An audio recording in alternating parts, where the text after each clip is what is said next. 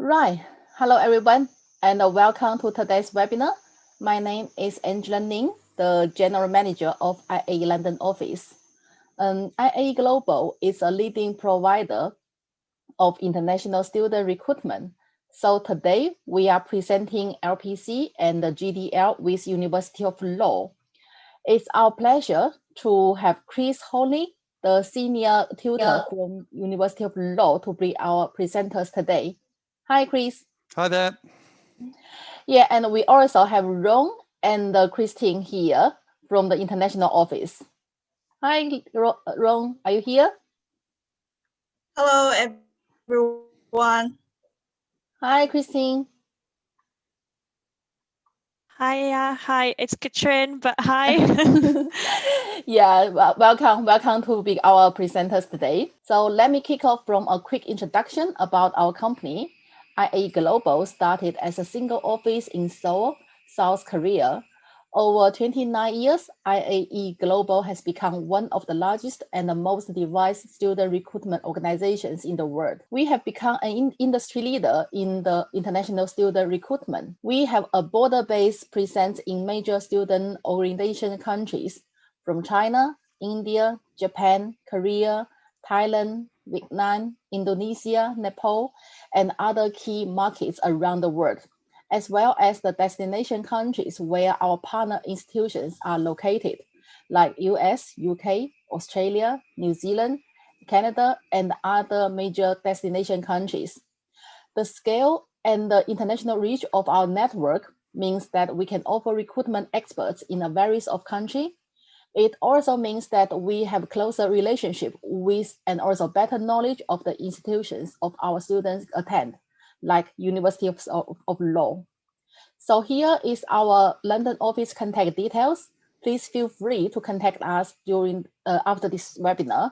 And also, if you are outside of the UK, we are happy to pass your contact details to our local office, so you can get a link with them. Now, without any further ado, I will turn the time over to Chris. So thanks again, Angela. Welcome, everyone. My name is Chris Hooley. I am, as Angela's mentioned there, a senior tutor at the Bloomsbury campus of the University of Law, which is located in central London, although at the moment, like all university staff and students in the UK, I'm at home at the moment in Brighton on the south coast. It's very sunny here. I've been a tutor at the University of Law for 22 years. It's my 22nd year. And I've taught, in that time, I've taught extensively on the postgraduate and undergraduate programs that we run. I mainly teach on land, real estate related subjects, and also intellectual property. And before that, before I came to the University of Law, I was in practice as a commercial real estate solicitor in the City of London. So I've been in law and involved with law throughout my entire sort of professional career, mainly as a tutor. So as far as the University of Law is concerned, who are we, and what can we offer you guys? Well, we've got a number of campuses across the UK. We also have a base in Hong Kong, and our campuses are spread around the UK. We've got some campuses in the big cities, London, Manchester, Birmingham, and Leeds. We've got campuses in some smaller, but still very vibrant cities, Bristol and Nottingham, and even some smaller town-based campuses, Guildford and Chester. And we also deliver some of our postgraduate courses on the campuses of other universities, for example, Reading, Exeter, Norwich. So we've got a very sort of wide geographical spread in the UK. We've been around for a very long period of time as well. 1876 was when we can trace our origins back, and we were for the majority of the time since 1876 known as the College of Law. We changed our name about 9-10 years ago to the University of Law, But our longevity means that we have, there's not many people in legal practice in England and Wales and also elsewhere in the world that haven't heard of us, or there's a huge number of people that have been through our courses and have been sort of taught by tutors who work with us. And that sort of dovetails with that point in the bottom left-hand corner of the screen. We've, our reach is long-standing and far-ranging.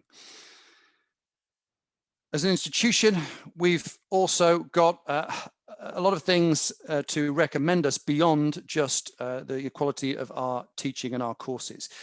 We run a number of award-winning pro bono and work experience programs. We have a hugely impressive and helpful employability service, who I'll talk about a little bit more detail later what they can offer for you. And we also have a huge network of alumni, of former pupils, former students with us, over 70,000 people all around the globe, including some famous names, as this next slide shows. You may recognize in the bottom of the slide the current Mayor of London, Sadiq Khan, who studied with us. But the other faces on there, actually, we have at the top, we've got a lady called Erin Cutliff, who did the LPC with us, and she's now a specialist prosecutor at the Crown Prosecution Service. We have Caroline Kenny, as the second picture down, who also did the LPC with us, and she's Associate General Counsel at Facebook. But it's not just lawyers that have also been through our courses. The third picture down is a lady called Rachel Wang, who also did the LPC with us. And she is founder and editor of a film company called Chocolate Films. So, big geographical spread of former students. And our networking doesn't just sort of stop there, because as you can see from the slide now on screen, we have connections with 90 of the top 100 law firms in England and Wales. And for some firms, we are actually the exclusive providers for their postgraduate courses. For example, CMS Cameron McKenna, Linklaters, Pinsent Masons. And our links with these law firms also lead to opportunities for pro bono work, to hear talks by practitioners, and firms come to law fairs that we run and have stands. And we also have contacts with barristers' chambers too, if going down that particular route into the profession is what you are interested in. Now, being a practicing lawyer, the word lawyer there is a generic term. The sort of profession is broken down primarily to two strands, the solicitor strand and the barrister strand. And I'm just going to talk a little bit about this briefly, just to set up the postgraduate courses that we are offering. Now, currently, as things stand in England and Wales, if you want to get to practice either as a solicitor or a barrister, you can come from a law background or a non-law background. So either do a law degree or a non-law degree. If you do a non-law degree, then as things stand, to get to the profession, you will need to complete a law conversion course. And that's the next thing I'm going to talk about. The two types of law conversion course we run are the GDL and the MA. The GDL stands for Graduate Diploma in Law, and we have the MA, which is a Master's in Law.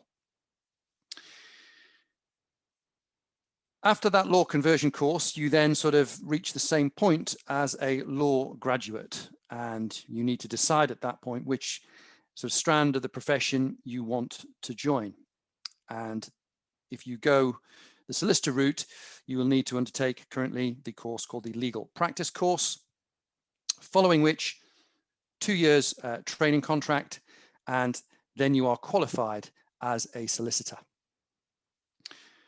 But if you go down the barrister route, the postgraduate course you will undertake is called the Bar Practice course. And successful completion of that will see you what's known as called to the bar. And then you undertake a 1-year period of further training, which is called a pupillage. Following that, if you get through that successfully, you get what's called tenancy in a barrister's chambers, which is basically a place in a barrister's chambers, and then you can sort of ply your trade as a qualified barrister. But let's go back to the conversion courses, because that's the first sort of topic that I'm going to talk about today. So we're talking here about non-law graduates who want to turn to law.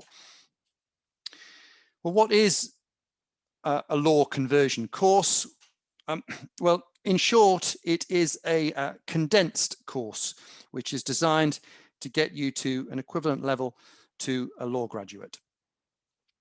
Now, law degrees are spread over usually 3 years, whereas your conversion course is a more intensive course lasting for 1 academic year on a full-time basis.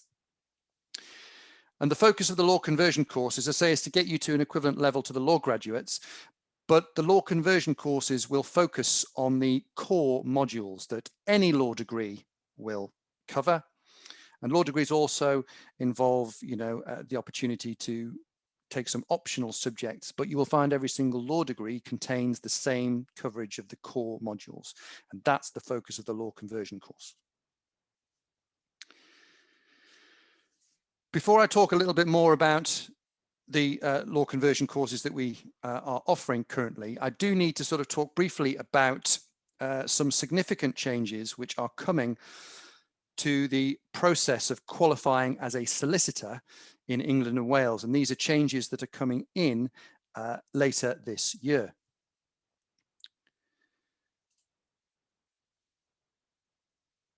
So as things stand, and you can get full details of this on the University of Law's website. So this is a summary now. But as things stand now, if you start your legal training before September this year, then your route to the profession can follow the existing routes that are in place.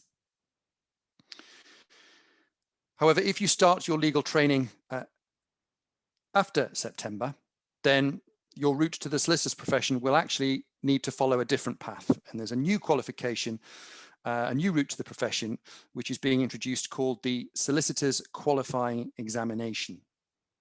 Solicitor's Qualifying Examination, or SQE for short. Now, when I'm talking here about starting your legal training, that includes your law degree, and it includes postgraduate law conversion courses. So, the effect of that is that you can start your law degree or start your postgraduate law conversion course, and the current route will be available to you for a number of years still to come. We're anticipating at the moment that the current route will finally expire in about 11 years' time in 2032. But if you are starting your legal training after September, then you will need to follow the SQE route to the solicitor's profession. So how will the SQE work? Well, you can enter the SQE route to the profession as a graduate from any discipline, law or non-law. You can be a solicitor apprentice, or you can be a lawyer qualified in a different jurisdiction.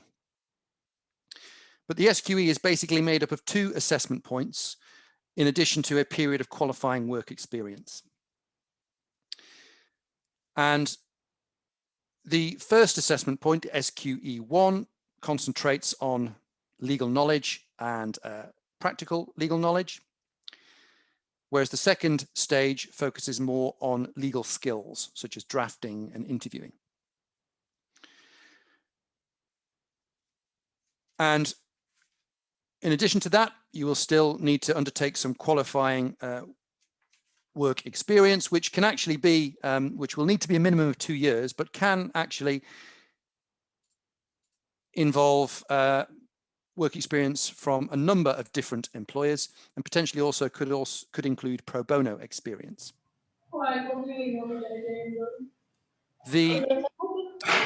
Oops, sorry. I think someone, can you mute your microphone there? Thank you. Lovely.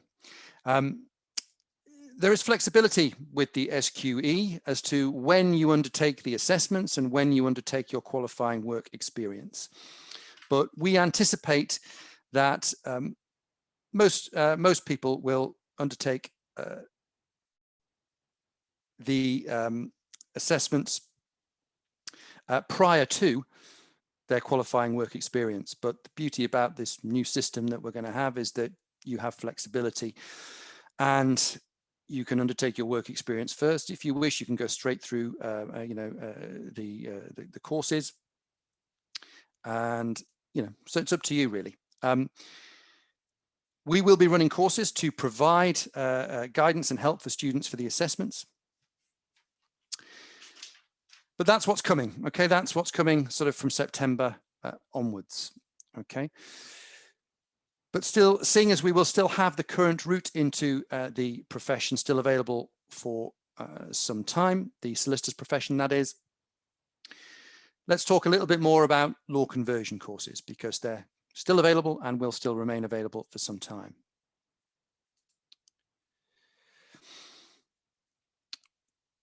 What we have on screen now is a list of what you study during a law conversion course, okay? And those 7 modules there are the 7 core modules that you will find on any law degree.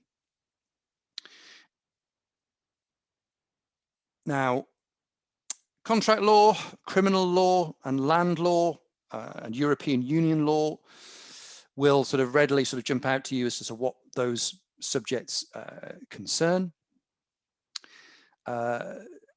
Public law is the law of government and how our sort of public law function works, government, how laws are passed and challenges to laws in this country. Tort and equity and trusts may be disciplines that don't readily sort of jump out to you as to what they cover. Tort is a legal word for wrong. And if you commit a tort against somebody, you are sort of committing a wrong against them, as it's known. And there's various different types of torts that are out there. Okay, if you owe somebody a duty of care and you breach that duty of care, the tort of negligence could be the basis of a claim for you.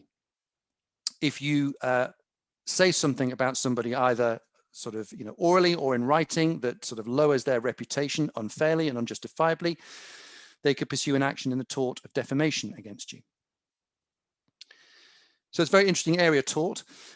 Equity and trusts is another area that might sort of not readily sort of jump out to you as to what it covers. But we have, over the years in England and Wales, our courts have developed principles based on equity, which is fairness and reasonableness.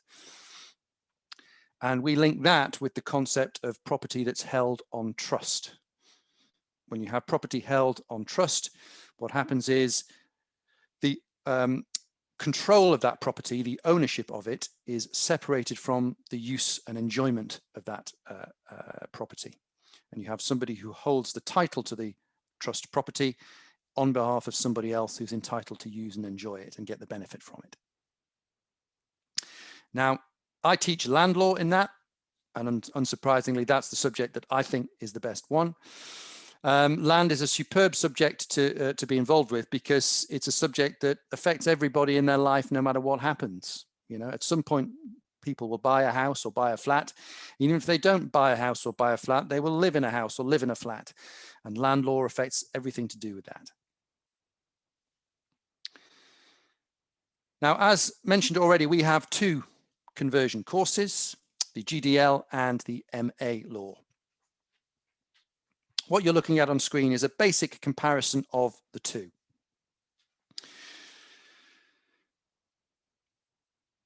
The GDL is assessed at level 6, and in the GDL with us, you study those core modules.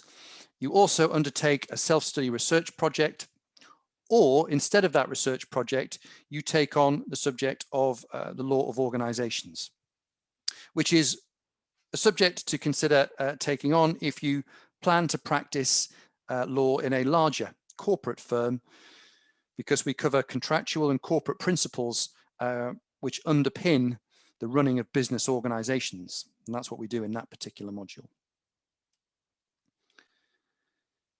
The MA Law is a master's level course, so it's level 7, and the entry requirements are a little bit more stringent, 2-1 or above. You study the same core modules, but what you also undertake is what we call the Legal Research and Independent Project, which is an opportunity to develop your research skills and develop your interest and understanding of wider areas of law. But you get a master's qualification with that particular course.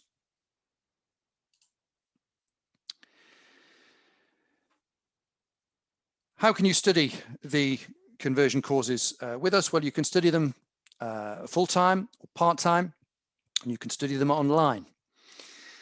And we've given you an idea on this particular slide, roughly how many hours per week you would be expected to commit to your studies.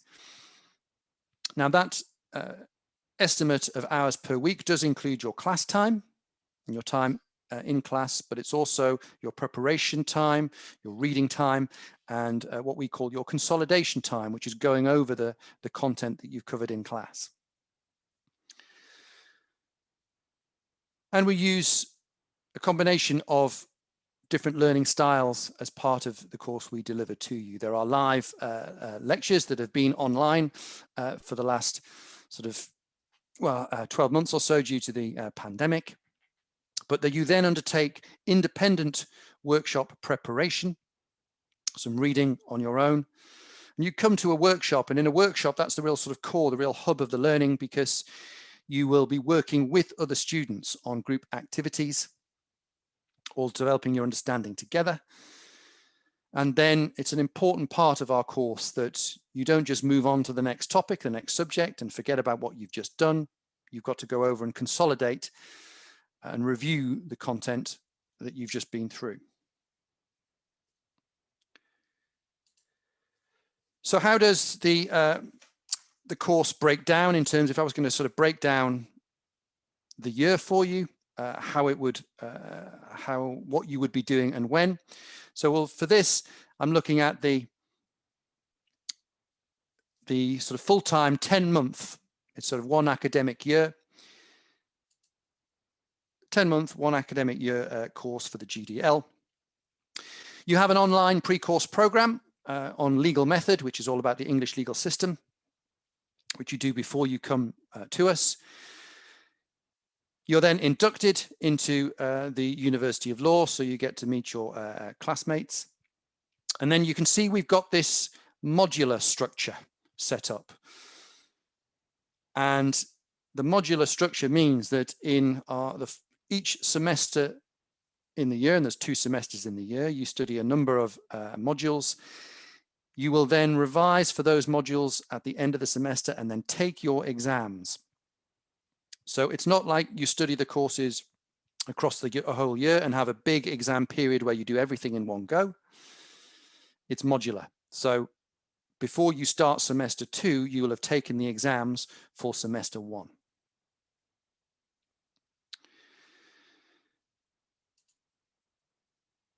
You can see also, we've got a slide there just showing how the sort of 10 months full-time course for the MA Law breaks down. It's essentially a similar breakdown. There is no ethics module on the MA Law, but what we have is the Legal Research and Independent Project that runs throughout the whole year. It straddles the 2 semesters. The Legal Research and Independent Project, by the way, is a 6,000-word essay on a subject of your, of your choosing, and you get supervision from a tutor as you do that project. Now, the MA Law, what differentiates the MA Law from the GDL is critical evaluation. built into the MA Law is not only a study of the foundation academics, but also we're sort of pushing you at master's level to develop your ability to critically evaluate the law. So you read, your reading list is wider because you read from journal articles, you read analysis of case law, and you we build that into the course and develop your ability to do that. How much does all this cost, you might be wondering? So for our conversion courses, you can see on screen now, we have the costs for undertaking the course face-to-face and the cost undertaking the course online. Okay, and you can see for face-to-face tuition, it's slightly more expensive to study in London than it is in one of our campuses outside of London. What you get for that money, what you get is you get your tuition, you get your course materials, you get your interactive learning resources, and you also get the cost of your first attempt at assessments. So I'm going to turn my attention now from our conversion courses to our legal practice courses.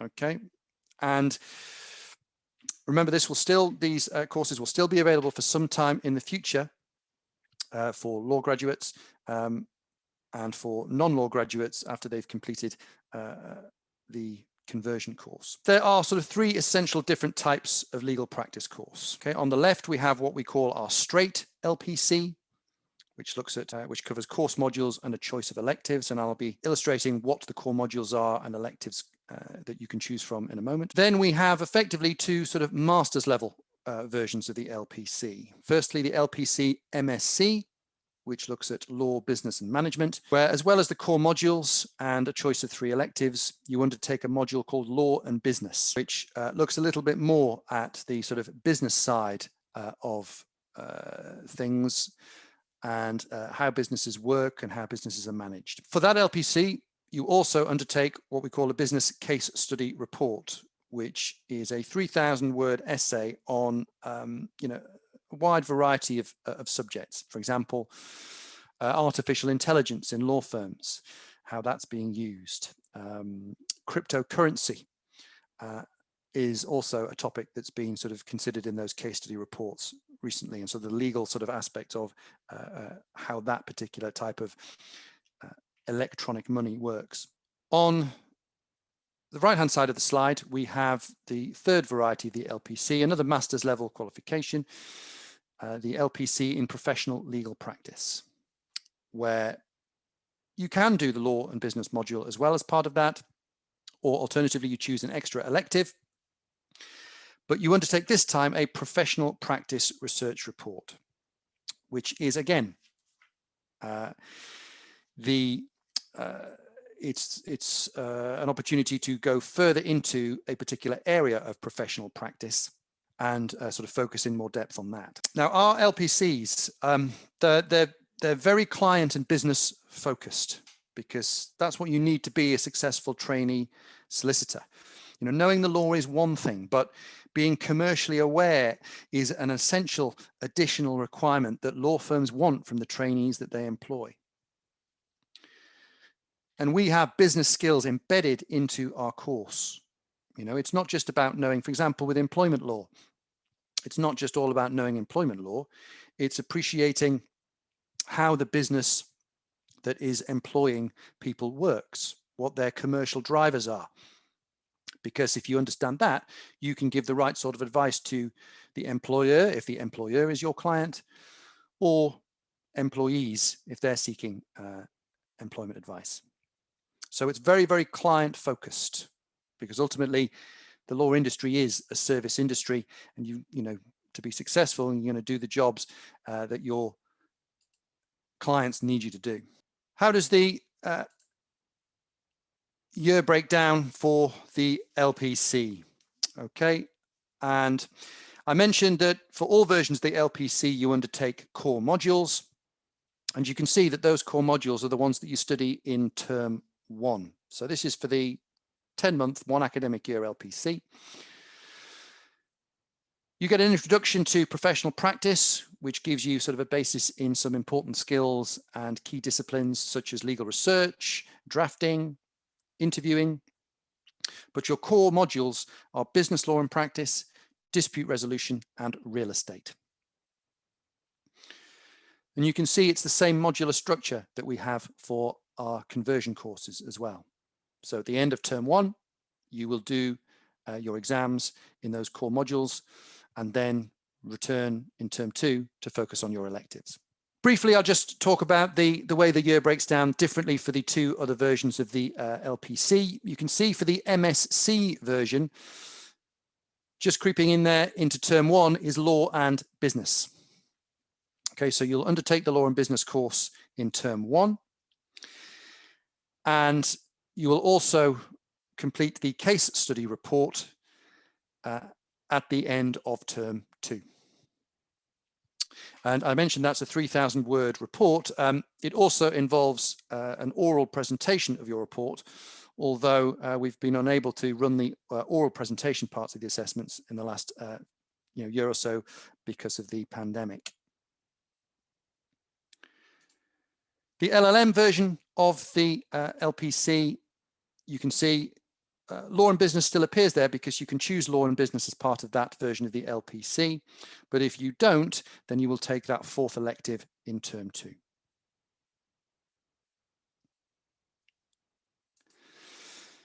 Now, more about our electives. Now, when you choose your electives on the LPC, it's really at this point in time in your legal journey that you sort of have to think about what sort of lawyer you want to be. And more specifically, what sort of firm you want to work at. And you'll choose your electives in a way which dovetails with that recruitment strategy for you. Okay. So if you see yourself working for a smaller practice, what we would call sort of high street type practice in England and Wales, you would be choosing from the electives that now currently appear on screen. Okay, family law, personal injury and clinical negligence, immigration, advanced criminal practice, and private client. Although, to be fair, family law, personal injury, and private client, you also sometimes find those areas of law being practiced in slightly larger firms that also have some commercial client portfolios. But if you want to see yourself at a commercial firm doing commercial work once you get to practice, there are a large number of electives that you can choose from. Now, the electives that you see now on screen, they are areas that commercial firms in all shapes and sizes, from the small commercial firms, pardon me, to the largest commercial firms will do.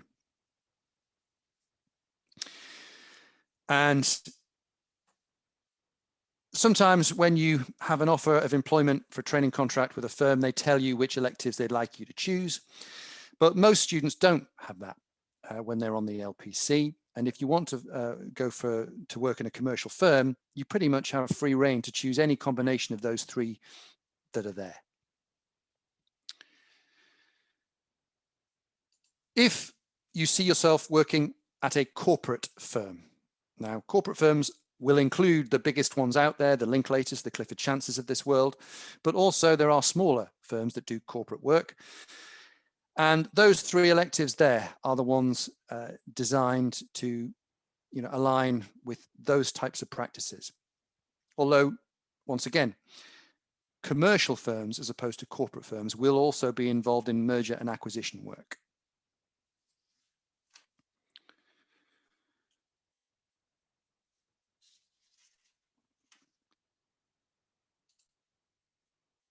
Studying the LPC, you can see that it's actually a similar setup that I was talking about for the GDL and the MA for the conversion courses. You can choose your study mode to suit your circumstances, and you can choose your start dates to suit your circumstances, because The study modes that we have available differ from campus to campus. And we have, for example, the reference there on screen to the accelerated full-time LPC, currently available at the London Moorgate campus. You can study the LPC in a 6-month intensive period rather than the 10-month academic year. If you also opt to choose the full-time LPC, you can choose to have your classes scheduled on 2 days of the working week or across 4 days of the working week, again to suit your circumstances. Some people work part-time and are getting work experience as they also study. So there is, you can find a way to make this work for you and your circumstances with us. We have that flexibility. And the pandemic has, as I said, forced us all online for some time now, but we will be back on campus as soon as the government gives us the green light. And we're all hopeful that we're heading in that right direction in the UK at the moment. Study times on the LPC in terms of time commitments. You see 45 hours a week on the standard full-time study mode for the LPC. We sort of essentially advise our students, if you sort of treat your working week almost like you're doing a full-time job. And that might seem an awful lot, but if you, it's a very practice-focused vocational course, but it's an intensive course. But if you sort of manage your time effectively, that's how you can get through the LPC most effectively. Treat it like a working week, but you can still have time to enjoy time not studying or working, part-time work for money. Managing your time is crucial. If you're good at that, then you can, you're well on your way to cracking the LPC. You can see the learning styles that we operate are the same, which, we've got cohesion around our learning methodology. It underpins all of our courses because we know it works, and we've made it work, for many years now.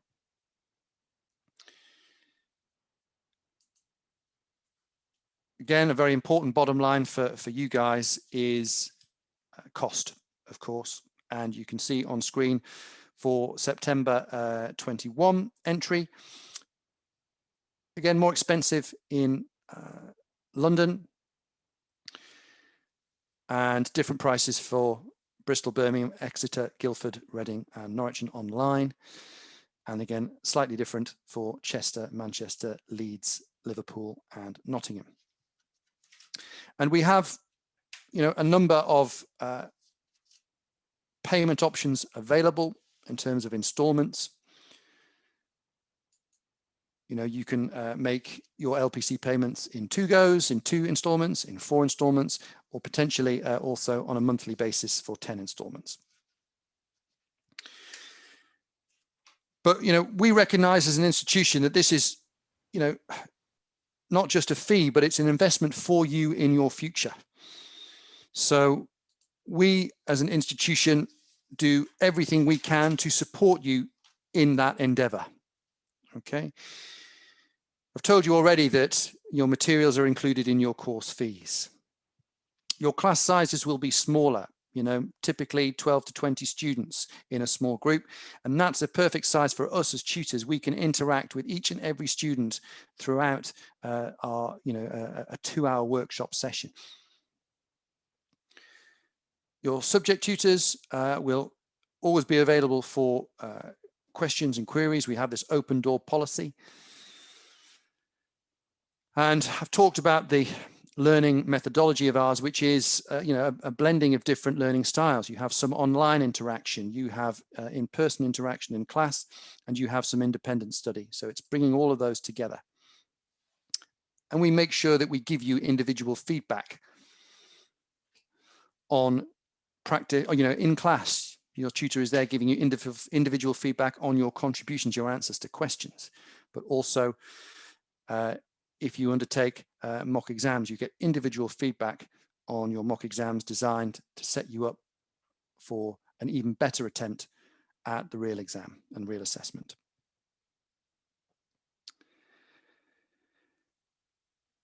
In addition, you'll have a personal tutor with us, one-to-one personal tutor meetings throughout the year. We've got counsellors and welfare officers on campus.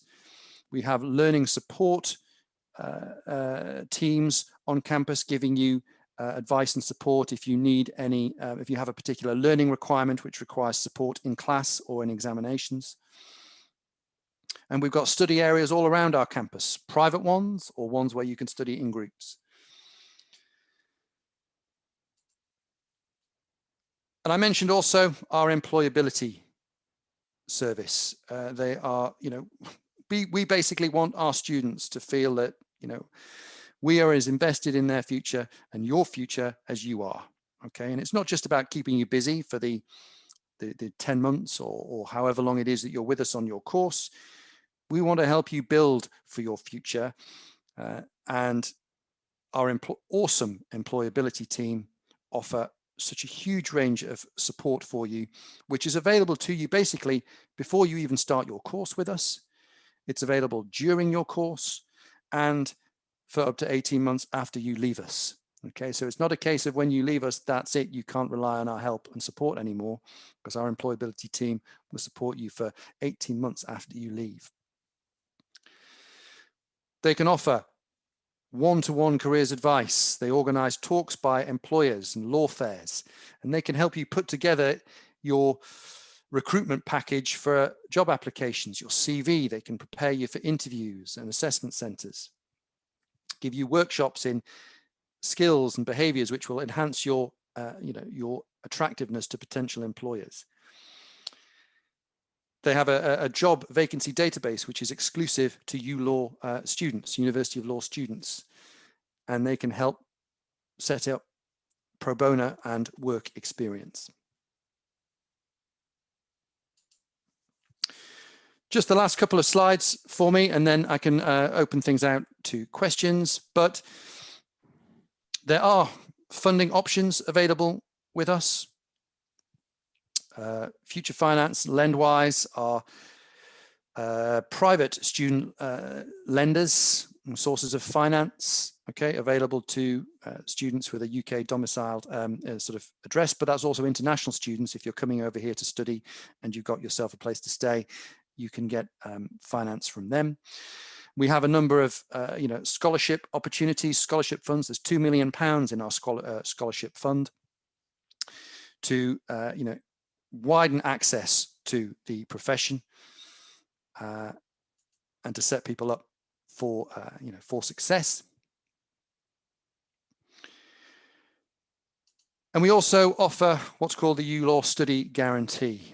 Okay, if it's face-to-face study you want, then we can we can offer you that. If it's online or stream study that you want, we can offer you that too. And that sort of guarantee has been front and center in the last 12 months with this pandemic. As things stand, we can't be face-to-face at the moment with our students because the government has said that we can't do that for for safety reasons. But as I mentioned already, rest assured, as soon as we get the green light, we will be back face-to-face, and we will be sort of following all necessary protocols and guidance to make sure that when you are with us face-to-face, that's safe for you guys, safe for everybody.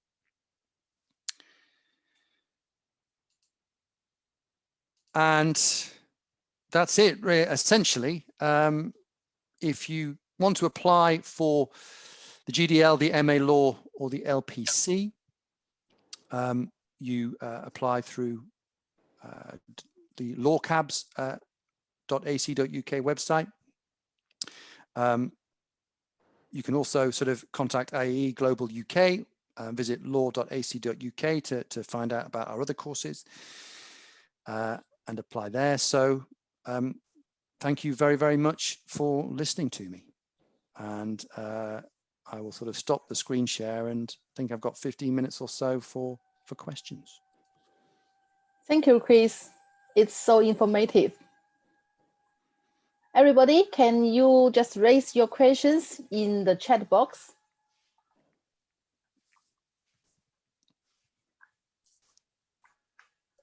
While we are waiting, just one more question. So for the students who want to join the law study, and what kind of IELTS requirement for the international student as a general? Hi Thank you. everyone. Sorry, let me just jump in about the English language requirement. Overall, as a general rule, the easiest way is to maybe say what is the IELTS requirement for the GDL and the LPC. So the IELTS requirement overall would be 6.5 in the overall, and then with every component not below 6.0. So overall IELTS 6.5, and then you have to have at least 6.0 in all the separate components. So that is the general IELTS, but maybe wrong if you would like to specify in terms of any country-specific requirements. That'd be great. Thank you. Thank you, Catherine. For Chinese student, the IELTS entry requirement is the same with every single international student. If your IELTS is 1.0 below for every single component, or 0.5 below every component, we offer 12 weeks pre-sessional English course and 7 weeks pre-sessional English course to bring this up. Do you offer anything like university English test or your own assessment, things like that, except from IELTS?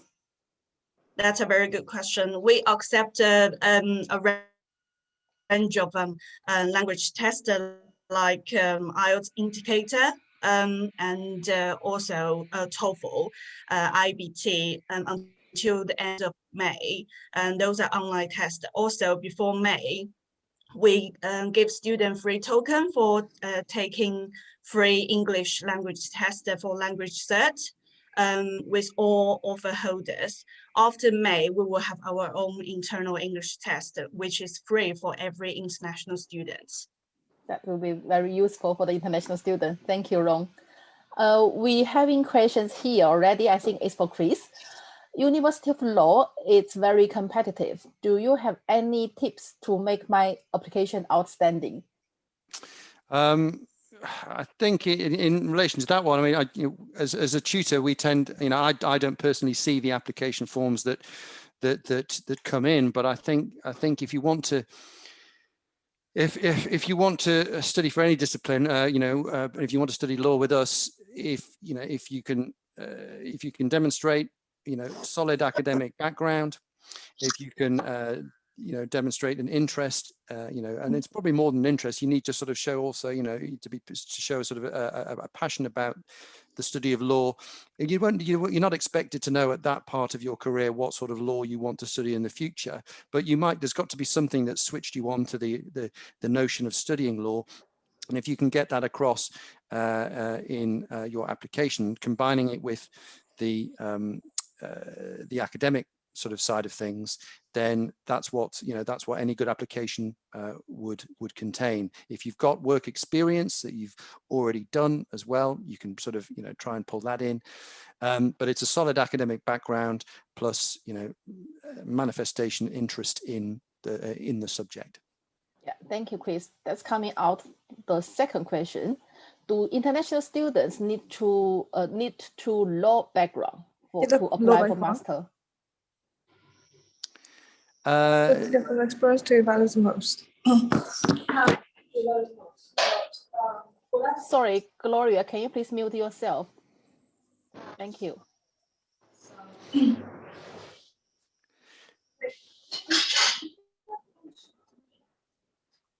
Yeah, so do international students need to get any law background to apply? Well, you can have, you can be a non-law graduate.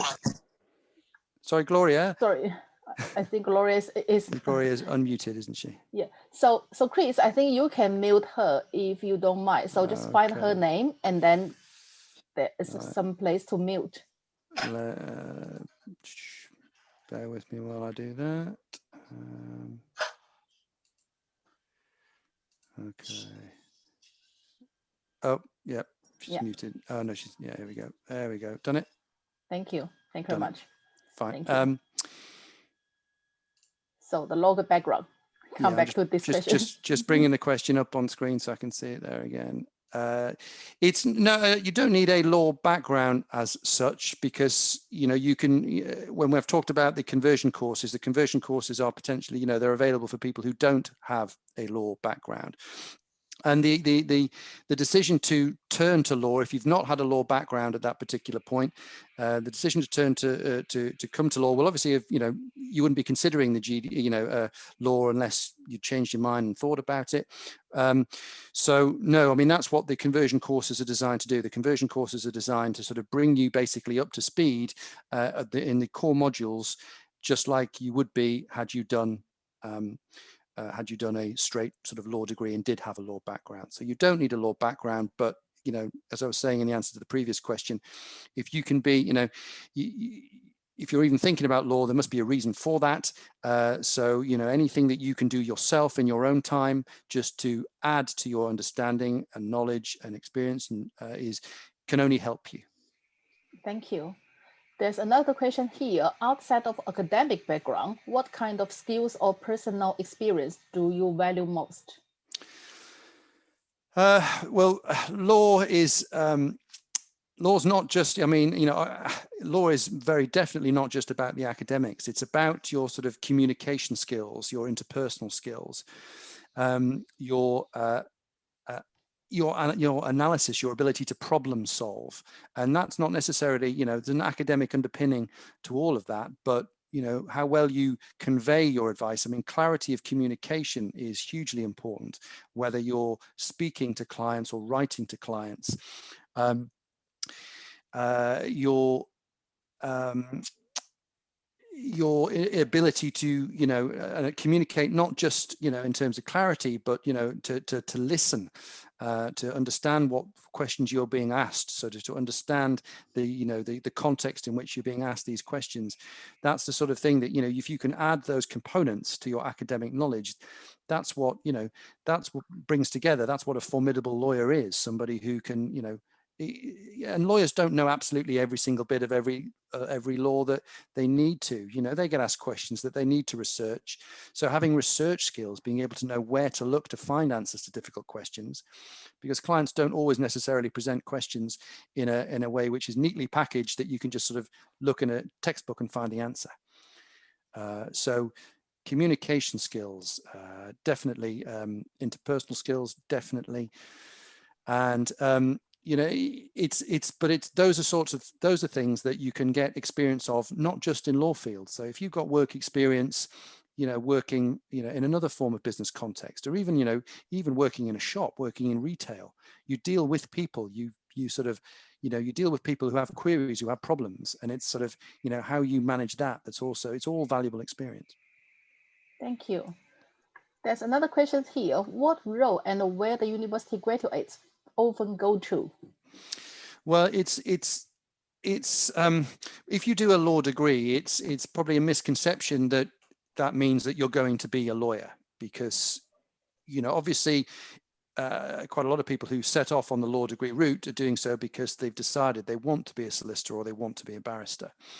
But there are so many different professions in which the skills you learn on a law degree, particularly our law degree as well, that will help you. You can work for the government, you can work for a business as a compliance officer. So don't think that just doing a law degree means that's all I can be as a lawyer. And you saw, for example, when I was talking about the alumni that we had earlier on, we had one alumni who studied the legal practice with us, and she's now the director of a film company. She founded a film company. So it's it's wider application than that. But obviously, when you go on to the LPC and when you go on to the bar practice course, you're that much more sort of focused on being a solicitor or being a barrister. But that doesn't mean to say that you can't then do other things. I know that people who go into firms as practicing lawyers then go to work quite often what we call in-house.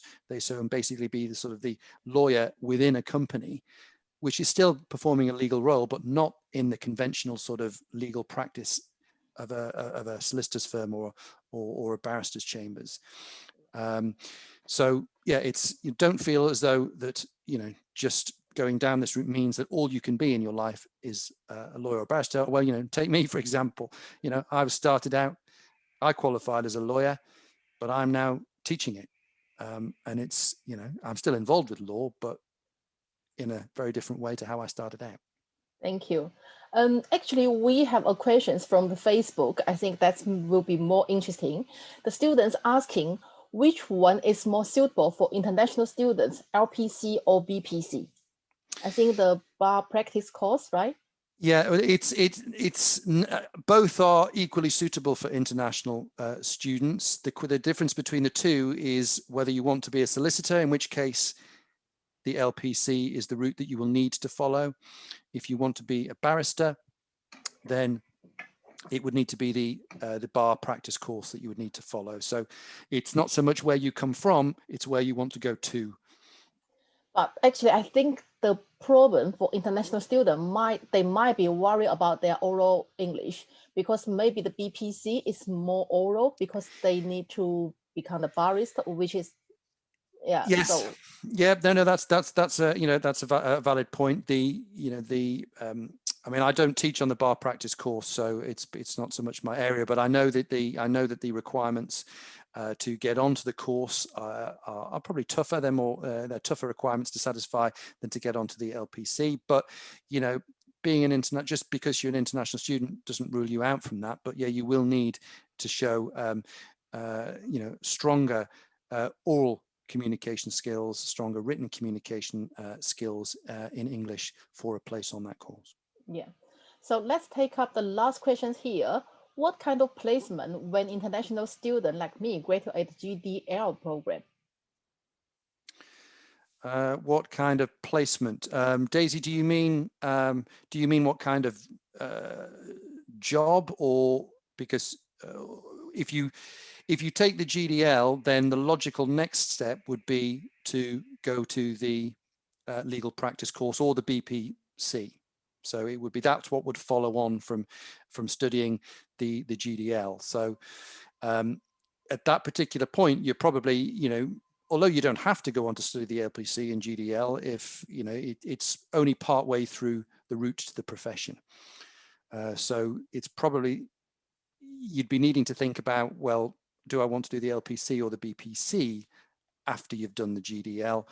And again, if you're as an international student, getting your qualification to practice in the UK is, given how important the UK is as a legal centre worldwide, and the international reach of so many different firms, and international students are, if you've got the ability, if you've got a qualification to practice in the UK, it doesn't mean that you have to practice in the UK. You can be based internationally and at a firm internationally who deals with UK clients. Thank you, Chris. Thank you very much. And yeah, so I think we have covered most of the questions already, and it looks like we got everything very informative. Thank you very much. And do you want to Pleasure. say something to our students? So what exactly students, or what kind of students you really welcome? Well, wherever those students are from, if they want to study law, then we want to see them, because it's what we're, law is what we've been doing for years and years and years. We've got, we are developing those as an institution, and we have, we have a business school that's part of us. So we're expanding our portfolio. Law has been our discipline for many years. All the people who teach at the University of Law, and 90% of the people who teach on our courses, but particularly our postgraduate courses, we've all been solicitors. So we've been in the profession, and we can, so we can tell you not only what you need to know to get to the profession, but we can tell you what it's like, because we've been there and we've done the job. And we just, so if you're interested in law and being a lawyer, then we're interested in you. Thank you, Chris. Thank you very much. Thanks for coming today. And thank you, everybody. I think that's covered everything. And if you need any more information, please contact us, and also contact this University of Law. And that's it for today. Bye for now. Take care. Thank you, everyone. Thank you, everyone. Have a nice day. Thank you. Thank you, Ron. Thank you, Christina. Thanks. So as I'm the host now, Angela, I can just close this off now, shall I? Yeah, just close it. Just end it. Thank Okay. you. Nice to meet you.